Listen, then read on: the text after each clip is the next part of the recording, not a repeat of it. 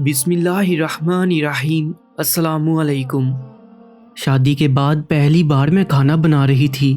وہ کچن میں میرے پاس آئے، مجھے شرارت کرتے ہوئے چٹکی کاٹی، کہنے لگے میڈم صاحبہ آج چکن بنا رہی ہیں۔ مجھے کہنے لگے چائے کا ایک کپ بنا دو۔ میں چائے بنانے لگی، ان سے باتیں کر رہی تھی کہ نمک چائے میں ڈال دیا اور شوگر چینی چکن میں۔ مجھے کہنے لگے آسیہ میری جان الائچی بھی ڈالنا چائے میں۔ میں نے الائچی بھی ڈالی۔ پیار سے سانس کھینچتے ہوئے بولے واہ کیا خوشبو ہے۔ چائے کپ میں ڈال کر دی ان کو، میری طرف دیکھتی ہوئی آنکھوں میں آنکھیں ڈالے، مجھے ایک بوسہ کیا، پھر چائے کا ایک گھونٹ بڑھا اور پھر میرے سرتاج کی چائے۔ کہاں خود کہاں میں، حیران تھی اللہ خیر کرے کیا ہو گیا۔ مجھے چلا کر بولے ارے آسیہ یہ کیا کر دیا، چائے میں نمک کون ڈالتا ہے۔ میں نے گھونٹ بڑھا، ستیہ ناس ہو نمک ڈال دیا چائے میں۔ میں مسکرائی، سوری بولا۔ کہنے لگی آسیہ چھوڑو یار، مجھے ایک لیگ پیس نکال کر دو۔ میں نے جلدی سے پلیٹ میں لیگ پیس ڈال کر دیا۔ انہوں نے تھوڑا سا کھایا، چلانے لگے ارے آسیہ یہ کیا کر دیا، چکن میٹھا کیوں ہے۔ میں نے حیرانگی سے دیکھا، بیرا غرق اس میں شوگر ڈال دی۔ میری طرف دیکھ کر زور زور سے ہنسنے لگے۔ آسیہ پاگل ہوگی ہو کیا، مہمان آ رہے تھے گھر، ان کے لیے کھانا بنا رہی تھی۔ جلدی سے کہنے لگی اچھا ایسا کرو میں ہوٹل سے چکن لے آتا ہوں، کسی کو بتانا نہیں، یہ پھینک دو۔ مجھے ان کی اس محبت سے محبت ہو گئی تھی۔ آج میرے بھائی کی شادی تھی، ان کو تنخواہ نہ ملی تھی، میں منہ لٹکائے بیٹھی تھی، مجھے شاپنگ کرنی ہے۔ کہنے لگے آسیہ میرے پاس پیسے نہیں ہیں، عید والے کپڑوں پہ گزارا کرو۔ میں نہ چاہتے ہوئے بھی رونے لگی۔ وہ کھانا بنا رہے تھے، پاس بیٹھ کر میری طرف دیکھ کر بولے اس میں رونے والی کیا بات ہے۔ میں نے آنسو صاف کیے، کچھ نہیں آپ کھانا کھائیں، مجھے اچھا لگا۔ وہ کھانا چھوڑ کر مجھ سے شرارتیں کرنے لگے، میں ناراض تھی۔ رات گزری، دوسرے دن 12 بجے گھر آئے، مجھے کہنے لگے چلو شاپنگ کر لو میرے ساتھ، چلو بازار۔ میں بہت خوش تھی۔ جب شادی کے دن گزر گئے میرے دل میں خیال آیا پوچھو تو صحیح پیسے کہاں سے لیے تھے، تنخواہ نہیں ملی تھی تو۔ پھر ان کے ہاتھ میں نظر گئی، انہوں نے اپنی انگوٹھی بیچ دی تھی۔ اس دن میں بہت شرمندہ ہوئی تھی، ان کے سینے سے لگ گئی تھی۔ میری نند سے لڑائی ہوگی، میں نے نند کو گالیاں دی، نند نے مجھے۔ میں نے شوہر سے کہا مجھے الگ گھر میں رہنا ہے، میں ضد کر رہی تھی، انہوں نے غصے میں مجھے تھپڑ مار دیا۔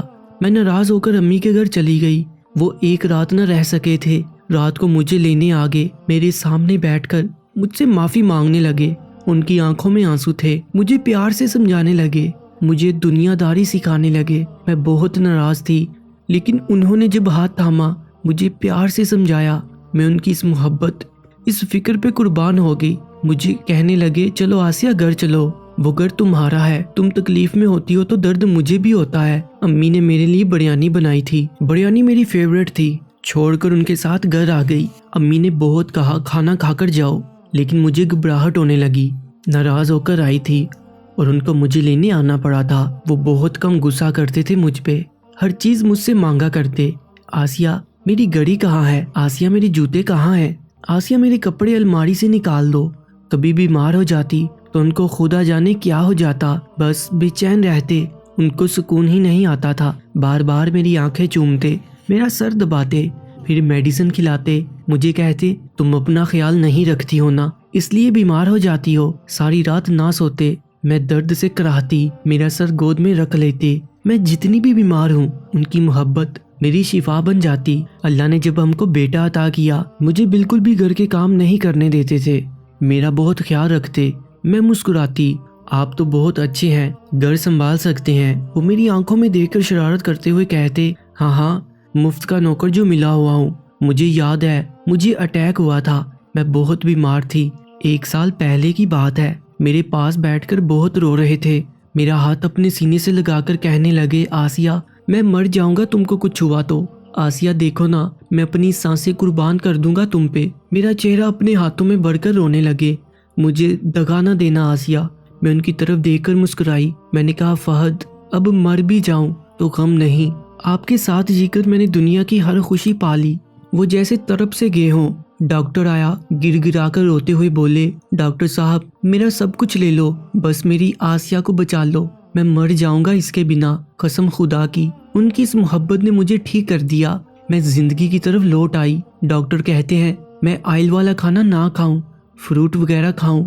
ہر روز مجھے جوس بنا کر دیتے ہیں، پھر سیب کاٹ کر پلیٹ میں ڈال کر دیتے ہیں۔ مجھ سے باتیں کرتے ہوئے کہتے ہیں آسیہ میں دعا کرتا مجھے تم سے پہلے موت آ جائے، تمہارا بچھڑنا مجھے مار دے گا۔ میں کبھی ان کے ساتھ زبان درازی نہیں کی، وہ جس حال میں رکھیں آمین کہتی ہوں۔